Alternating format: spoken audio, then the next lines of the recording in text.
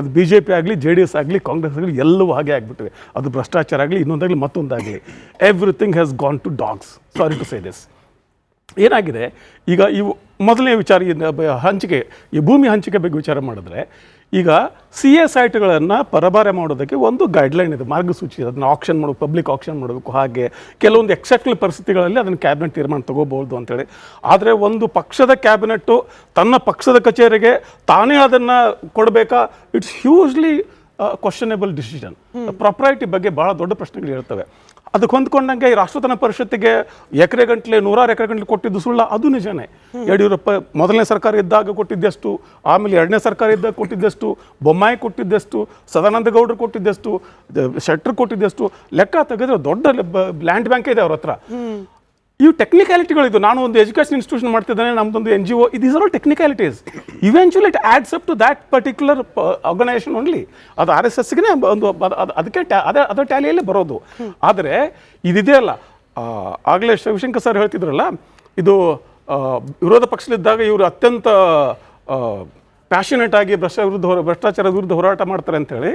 ಅದು ಹಾಗೇನೆ corruption is probably because of lack of opportunity. ಈಗ ಅಶ್ವಿನ್ ಹೇಳಿದ್ರಲ್ಲ, ನಮ್ಗೆ ಅವಕಾಶ ಇದೆ ಏನ್ರಿ ಅಂತ ಕೇಳಿದ್ರಲ್ಲ, ಸರ್ತೆ ಅವಕಾಶ ಇದ್ರೆ ಮಾಡೋರು ಅವರು. ಅವಕಾಶ ಎಲ್ಲ ವಿರೋಧ ಮಾಡ್ತಾರೆ. JDSಗೆ ಅವಕಾಶ ಇದ್ದಾಗ ಅವ್ರು ಮಾಡಿದ್ರೆ, ಕಾಂಗ್ರೆಸ್ಗೆ ಅವಕಾಶ ಇದ್ದಾಗ ಅವ್ರು ಮಾಡ್ತಾರೆ. ಬಟ್ ಇವೆಂಚುಲಿ ಏನಾಗುತ್ತೆ ಅಂದರೆ over the years this sense of morality in the governance will decay. ಕೊನೆಗೆ ಎನಿಬಡಿ ಕ್ಯಾನ್ ಡು ಎನಿಥಿಂಗ್ ಆಗಿಬಿಡ್ತದೆ. ಈಗ ಅವ್ರು 100 ಎಕರೆ ತಗೊಂಡ್ರೆ ನಾನು 200 ಎಕರೆ ತಗೋಬಾರ್ದಾ? ಅವ್ರು 100 ಎಕರೆ ತಗೊಂಡ್ರೆ ಮಾತ್ರ ನೈತಿಕತೆ ಇರ್ತದ? ನೈತಿಕತೆ ಕೇಳಿದ್ರು ಕೂಡ ಕೋರ್ಟಲ್ಲಿ ನಾಳೆ ಬರೀ ಪ್ರಶ್ನೆ ಮಾಡಿದ್ರೆ ಅದು ರಿವ್ಯೂ ಆದರೆ ಭಯ ಅವ್ರಿಗೆ ಇರ್ತದೆ. ಈ ರೀತಿಯಾಗಿ ಪರಸ್ಪರ ದಿಸ್ ಇಸ್ ಟೋಟಲಿ ಮೀನಿಂಗ್ಲೆಸ್. ಈ ಥರದ ಪ್ರಶ್ನೆಗಳನ್ನ ಕೇಳೋ ಮಾಧ್ಯಮಕ್ಕೆ ಮತ್ತೆ ನಿರ್ಬಂಧ ಕೂಡ ಹೇಳೋದು. ಬರೀತ ಸುರೇಶ್ ಕಚೇರಿಯಲ್ಲಿ ಅಷ್ಟು ಚಿನ್ನ ಧನ ಹೇಗೆ ಬಂತು ನಾವು ಕೇಳಬಾರ್ದು. ತಗೊಂಡೋದ್ರು ಅಂತಾನು ಕೇಳಬಾರ್ದು. ಒಳಗಡೆ ಯಾಕೆ ಬಂತು ಕೇಳಬಾರ್ದು. ತಗೊಂಡೋದವ್ರ ಉದ್ದೇಶ ಕೇಳಬಾರ್ದು ನಾವು. ನಿಜ. ಅಂದ್ರೆ ಏನಾಗಿದೆ, ಯಾವುದೇ ಒಂದು ಸರ್ಕಾರಕ್ಕೆ ಇರ್ರೆಸ್ಪೆಕ್ಟ್ of any party line, media has become a pariah. Easy victim. Victim ಅಲ್ಲ, ಪರಾಯ. ಯಾಕೆ ವಿಕ್ಟಿಮ್? ನಾವು ಅಸ್ಪೃಶ್ಯರಾಗ್ಬಿಟ್ಟಿದ್ವಿ ಈಗ. ಮತ್ತು ಭಯ, ಅದು ಭಯನೋ ಅದೇನು ಒಂದು ರೀತಿಯ ಗಿಲ್ಟ್ ಅದೋ ಗೊತ್ತಿಲ್ಲ. ಬಟ್ ಇವೆಂಚುಲಿ ಇದೇನಾಗುತ್ತೆ ಅಂದರೆ, ಯಾವ ಸರ್ಕಾರಗಳು, ಯಾವ ರಾಜಕೀಯ ಪಕ್ಷಗಳು, ಯಾವ ರಾಜಕೀಯ ಪಂಡಿತರು ಆ ಪಕ್ಷದಲ್ಲಿ ಮಾಧ್ಯಮವನ್ನು ಸಂವಿಧಾನದ 4ನೇ ಅಂಗ ಅಂತ ಹೇಳ್ತಾರೆ, ಅದನ್ನಿಲ್ಲದೆ ಇದನ್ನ ನಡೆಸ್ತಾರೆ. ಇವರು ಅವ್ರ ಪರ್ಸನಲ್ ಪ್ರಾಪರ್ಟಿ ಮಾಡ್ಕೊಂಡಿದ್ದಾರೆ. ಇವರು Vidhana Soudha doesn't belong to Congress or BJP or JDS. ಈ ಪಾಲಿಟಿಕ್ಸ್ಗೂ ಬರೋಣ ಸರ್. ಇನ್ನೆರಡು ಪ್ರಶ್ನೆ ನಾನು ಕಾಂಗ್ರೆಸ್ ಹಾಗೆ BJP ವಕ್ತಾರರನ್ನ ಕೇಳ್ಕೊಂಡು ಮಾಧ್ಯಮ ನಿರ್ಬಂಧ ವಿಚಾರಕ್ಕೆ ಹೋಗೋಣ. ಮುನೀರ್ ಅವರೇ, ಸಾಮಾಜಿಕ ಜಾಲತಾಣದಲ್ಲಿ ಬರುವ ಒಪಿನಿಯನ್, ಪಬ್ಲಿಕ್ ಒಪಿನಿಯನ್ ಒಂದು ರಿಫ್ಲೆಕ್ಷನ್ ಅನ್ನೋ ಕಾರಣಕ್ಕೆ ಅಲ್ಲಿ ಸಿಕ್ಕ ಚರ್ಚೆಯ ವಿಚಾರವನ್ನು ನಿಮ್ಮ ಮುಂದೆ ಇಡ್ತಾ ಇದ್ದೀನಿ. BJPಯ ರಾಷ್ಟ್ರೀಯ ವಕ್ತಾರರೊಬ್ಬರು ಹಾಕಿದ್ದ ವಿಡಿಯೋಗೆ ಇದೇ ಸೈಟ್ ವಿಚಾರಕ್ಕೆ ಸಂಬಂಧಪಟ್ಟಂತೆ, ರಾಮ ಮಂದಿರ ಕಟ್ಟೋ ಸಂದರ್ಭದಲ್ಲಿ ವಿರೋಧ ಮಾಡಿದ ಕಾಂಗ್ರೆಸ್ ಪಕ್ಷ, ಈ ಮಂದಿರ ಕಟ್ಟೋದ್ರ ಬದಲು ನೀವು ಸ್ಕೂಲನ್ನು ಕಟ್ಸಿ, ಹಾಸ್ಪಿಟಲ್ನ ಕಟ್ಸಿ ಅಂತಿರೋರು ಕಾಂಗ್ರೆಸ್ ಭವನ ಕಟ್ಸಿ ಏನು ಉದ್ಧಾರ ಮಾಡ್ಲಿಕ್ಕೆ ಹೊರಟಿದ್ದಾರೆ? ಪ್ರಶ್ನೆ ಸರ್. 100 ಕಾಂಗ್ರೆಸ್ ಭವನದ ಬದಲು ನೀವು ಆ ಜಾಗದಲ್ಲಿ ಹಾಸ್ಪಿಟಲ್ನೋ, ನೀವು ಆ ಜಾಗದಲ್ಲಿ ಒಂದು ಲೈಬ್ರರಿನೋ, ಆ ಜಾಗದಲ್ಲಿ ಒಂದು ಸ್ಕೂಲ್ನೋ ಕಟ್ಟಬಹುದಾಗಿತ್ತಲ್ಲ? ಜನರ ಪ್ರಶ್ನೆ.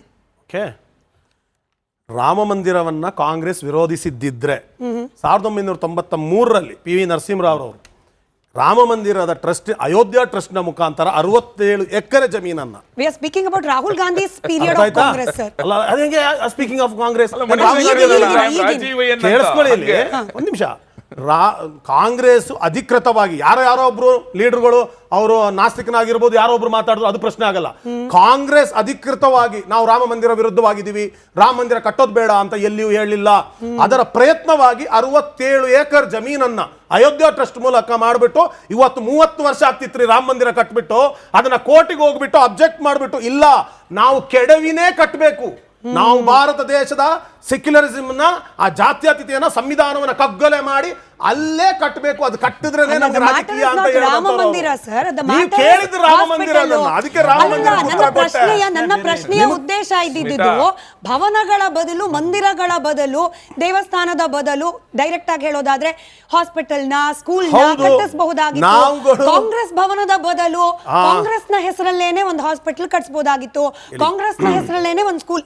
ಇದು ಜನರ ಕಾಂಗ್ರೆಸ್ ಭವನಗಳು, ಕಾಂಗ್ರೆಸ್ ಆಫೀಸ್ಗಳು, ನೀವೇ ಓದಿ ಹೇಳಿದ ರೀತಿಯಲ್ಲಿ ಸ್ಕ್ವೇರ್ ಫೀಟ್ ಅಲ್ಲಿ ಇರುವಂತದ್ದು. ಭವನಗಳು ಅಂದ್ರೆ ಕೋಟಿ RSS ನ ಭವನಗಳಲ್ಲ, ಭವನಗಳಲ್ಲ. ನಾನು ಹೇಳ್ತಾರಲ್ಲ ಜಮೀನಿನ ಲೆಕ್ಕ, ಸ್ಕ್ವೇರ್ ಫೀಟ್ ಲೆಕ್ಕ. ಯಾಕೆ ಲೆಕ್ಕ ಇಲ್ಲ? ಸ್ಕ್ವೇರ್ ಫೀಟ್ ಗೆನೆ ಸರ್ ಲೆಕ್ಕದಲ್ಲಿದೆ ಬೆಲೆ. ಅದೇ ಬಿಜೆಪಿ ಮತ್ತೆ ಅವ್ರದ್ದು ಅದ್ರ ಉದ್ದೇಶ ಏನು? ಅದು ಆಫೀಸ್ ಅಲ್ಲ. ನಾನು ಆಗ್ಲೇ ಹೇಳಿದೆ, ಸ್ವತಂತ್ರ ಹೋರಾಟ ಮಾಡಿಕೊಂಡು ಈ ದೇಶಕ್ಕೆ ತನ್ನದೇ ಆದ ಬಲಿದಾನ ಕೊಟ್ಟಂತ ಕಾಂಗ್ರೆಸ್ ಪಕ್ಷಕ್ಕೆ ಸರ್ಕಾರದ ಮುಖಾಂತರ ಕಾನೂನಾತ್ಮಕವಾಗಿ ಅದೇನು ಕಟ್ಟಡ ಭವನವನ್ನ ಸರ್ಕಾರದ ದುಡ್ಡಿನಲ್ಲಿ ಕಟ್ಟುವಂತದ್ದಲ್ಲ, ಬೇರೆ ಬೇರೆ ರೀತಿಯ ಕಾರ್ಯಕರ್ತರು ಕೊಟ್ಟ ಡೊನೇಷನ್ ಮುಖಾಂತರ ಮಾಜಿ ಶಾಸಕರು ಅವ್ರ ಮುಖಾಂತರ ಕಟ್ಟಿರೋದು. ಒಬ್ರು ಶಾಸಕರು ನೀವು ಸನ್ಮಾನ್ಯ ನಮ್ಮ ಅಧ್ಯಕ್ಷರಾದ ಡಿ ಕೆ ಶಿವಕುಮಾರ್ ಅವರ ಎಕ್ಸ್ ಹ್ಯಾಂಡಲ್ ಹೋಗಿ ಅವರು ಓಪನ್ ಆಗಿ ಪ್ರತಿಯೊಂದು ಸ್ಟೇಜ್ ಅಲ್ಲಿ ಹೇಳಿದ್ದಾರೆ ಯಾವ ಯಾವ ಶಾಸಕ ಯಾವ್ದು ಕಚೇರಿಗಳಿಗೆ ಏನೇನು ಕೊಟ್ಟಿದ್ದಾರೆ. ಟೈಮ್ ಕೊಟ್ರೆ ಈ ದುಡ್ಡು ಕೊಡ್ತೀವಿ, ಟೈಮ್ ಡಿ ಕೆ ಶಿವಕುಮಾರ್ ಅವರದ್ದೇ ಹೇಳಿಕೆ ಗಮನಿಸೋಣ. ಅಷ್ಟ್ರಲ್ಲಿ ಮುನೀರ್ ಸರ್ ಹೇಳ್ತಾರೆ ಯಾವ ಶಾಸಕರು ದಾನ ಕೊಟ್ಟಿದ್ದಾರೆ ಕಾಂಗ್ರೆಸ್ ಭವನಕ್ಕೆ. ಡಿ ಕೆ ಶಿವಕುಮಾರ್ ಅವರ ಹೇಳಿಕೆಗೆ ಮೋಹನ್ ವಿಶ್ವ ಅವರು ಉತ್ತರ ಕೊಡಬೇಕು. ಡಿ ಕೆ ಶಿವಕುಮಾರ್ ಅವರ ಹೇಳಿಕೆ. ಏನ್ D K Shivakumar? Of course, we are conducting on the 100 years of Mahatma Gandhi ji, 100 Bhavan. I have not taken, I'm just taking 5,000, 10,000, 3,000 square feet. In Bangalore city, I think at the time of BJP, they have taken more than 100 places in the name of trusts for the various institutions, where I don't want to tell. In the private institution, again, some of them, the party them are inside, and they took out a Chanakya University. There the value of the Chanakya University is minimum 10 crores. They have taken it to 50 lakhs, 100 acres, and they have collected through CSR. How many crores of rupees they have collected? CSR. They have misused the power. It is a temple. As BJP not collected, how did the RSS office come out? How they allotted the land? You come to Sadashivnagar, next to my house, a park was there. They have taken it as a wellness center, the yoga center. They have built a big office there. So I'll show you 100 places like that what BJP has done. They did not tell me, let them do any allegation. It is my bound duty to protect my party and I have a temple of... ನೋಡಿ ಮೋಹನ್ ವಿಶ್ವ ಅವರೇ, ಬೇರೆ ಎಲ್ಲ ನಾವಾಗಲೇ discuss ಮಾಡಿದ್ವಿ. ಸದಾಶಿವನಗರ ಪಾಪ D K Shivakumar ಅವ್ರ ಮನೆ ಪಕ್ಕ ಪಾರ್ಕ್ ಇದ್ದಿದ್ದ ಜಾಗದಲ್ಲಿ 5-6 ಫ್ಲೋರ್ ಇರೋ ಭವ್ಯವಾದ ರಾಷ್ಟ್ರೋತ್ಥಾನ ಕಟ್ಟಡವನ್ನ ಕಟ್ಬಿಟ್ರೆ ಹೊಟ್ಟೆ ಉರಿದಲ್ಲೇ ಇರುತ್ತಾ? ಸ್ಮಿತಾ, ನನಗೆ ಅವಾಗಲಿಂದ ಅರ್ಥ ಆಗ್ತಾ ಇಲ್ಲ ಯಾಕೆ ಈ ಕನ್ಫ್ಯೂಷನ್ ಅಂತ ಹೇಳ್ಬಿಟ್ಟು. ನಿಮಗೆ ಬರೀ ರಾಷ್ಟ್ರೋತ್ಥಾನ ಯೋಗ ಕೇಂದ್ರ ಮಾತ್ರ ಕಾಣಿಸುತ್ತೆ, ಹಾಗಾದ್ರೆ ಬೇರೆ ಯೋಗ ಕೇಂದ್ರಗಳು ಇಲ್ವೇ ಇಲ್ವಾ ಬೆಂಗಳೂರಲ್ಲಿ? ಅವ್ರಿಗೂ ಅಲರ್ಟ್ ಆಗಿದೆ ರೀ, ಅವರು CSR ತಗೊಂಡು ಅವ್ರು ನಡೆಸ್ತಾ ಇದ್ದಾರೆ ರೀ. ಬರೀ ರಾಷ್ಟ್ರೋತ್ಥಾನ ವಿದ್ಯಾ ಕೇಂದ್ರ ಒಂದೇ ಯಾಕೆ ಕಾಣಿಸುತ್ತೆ? ಬರೀ ಚಾಣಕ್ಯ ಯೂನಿವರ್ಸಿಟಿ ಮಾತ್ರ ಯಾಕೆ ಕಾಣಿಸುತ್ತೆ? ಬೇರೆ ವಿಶ್ವವಿದ್ಯಾಲಯಗಳಿಲ್ವಾ? ಅಲ್ಲೂ ಮಕ್ಕಳು ಓದ್ತಾ ಇದ್ದಾರೆ, ಚಾಣಕ್ಯದಲ್ಲೂ ಓದ್ತಾ ಇದ್ದಾರೆ, ರಾಷ್ಟ್ರೋತ್ಥಾನದಲ್ಲೂ ಓದ್ತಾ ಇದ್ದಾರೆ. ಕಾಂಗ್ರೆಸ್ ಭವನ ಕಟ್ಟಿರುವಂತ ಕಾಂಗ್ರೆಸ್ ಆಫೀಸಲ್ಲಿ ಯಾರಪ್ಪ ಓದ್ತಾರೆ? ಕಾಂಗ್ರೆಸ್ ಆಫೀಸಲ್ಲಿ ಯಾರು ಓದ್ತಾರೆ? ಯಾವ ಯೂನಿವರ್ಸಿಟಿ, ಯಾರ ಪೊಲಿಟಿಕಲ್ ಐಡಿಯಾಲಜಿಗೆ ಪೂರಕವಾಗಿರುತ್ತೆ ಅನ್ನೋದು ಮ್ಯಾಟರ್ ಆಗುತ್ತೆ. ಹೌದಾ? ನೆಕ್ಸ್ಟ್ ಹಾಗಾದ್ರೆ ಕೇಳಿಸ್ಕೊಳ್ಳಿ. Nehru foundation for development 1965, Jawaharlal Nehru memorial fund 1964, Jawaharlal Nehru national youth centre, Jawaharlal Nehru ಸೇವಾ ಸಂತಾನಂ, ಇದೆಲ್ಲಾನು ಕಾಂಗ್ರೆಸ್ಸಿನ ಅಡಿಯಲ್ಲಿ ಬರುವಂತ ನೆಹರು ಹೆಸರಂತ NGOಗಳು.